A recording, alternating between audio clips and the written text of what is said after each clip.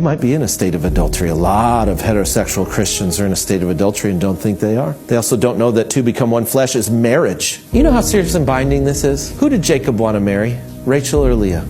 He wanted Rachel, didn't he? What did Laban do? Laban knew the law of God, and he tricked him, didn't he? He knew the law of God said that when the two become one flesh, they're married. Genesis 2:24. Leah was a virgin. She was the firstborn. He knew that if he slept with her, this is pre-Moses, but Moses said, if a man seduces a virgin and sleeps with her, she shall be his wife. And he sleeps with Leah because it's a dark room, is our understanding. He really didn't know. That's understandable. There's no electricity. And if they turned out all the candles and all that, it's just a dark bedroom. He really didn't know. It says that when he woke up in the morning, behold, Leah was there. He was shocked. Why didn't he ask for an annulment? He and Laban knew God's law that many have forgotten today.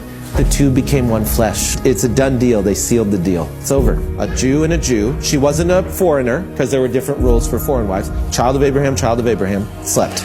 Binding till death. So what does he do? You said you give me Rachel, you're going to give me Rachel.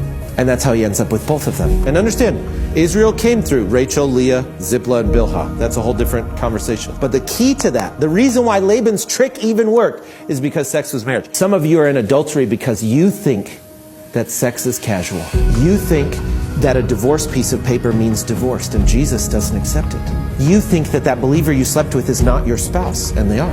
I know you didn't have a wedding. Many didn't have weddings in the Bible. Jacob had a wedding, yeah. You know who didn't? Isaac. Isaac and Rebekah had no wedding. They just went into the tent and became one flesh, and they were husband and wife. A lot of you are judging the homosexuals, and you are in adulterous sexual relationships. And we've got to repent as a nation of our greed, of our sexual immorality, of our unforgiveness, of our constant inebriation, use of substances, drunkenness. No one who is born of God practices sin because his seed abides in him, and he cannot sin because he is born of God. By this, the children of God and the children of the devil are obvious. Anyone who does not practice righteousness is not of God, nor the one who does not love his brother.